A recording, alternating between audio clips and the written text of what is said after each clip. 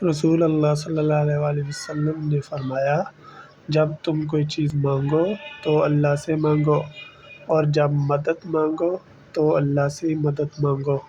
رسول اللہ صلی اللہ علیہ وسلم نے فرمایا، جب آدمی ثواب کی نیت سے اپنے گھر والوں پر خرچ کرتا ہے تو وہ اس کے لیے صدقہ ہے۔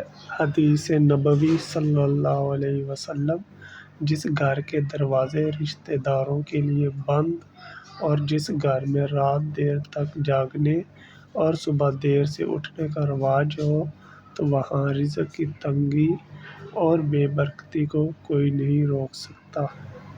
حدیث مبارکہ: غصہ شیطان کی طرف سے ہے اور شیطان آگ سے پیدا ہوا ہے اور آگ پانی سے بجھائی جاتی ہے، لہٰذا جب کسی کو غصہ آ جائے تو وضو کر لے۔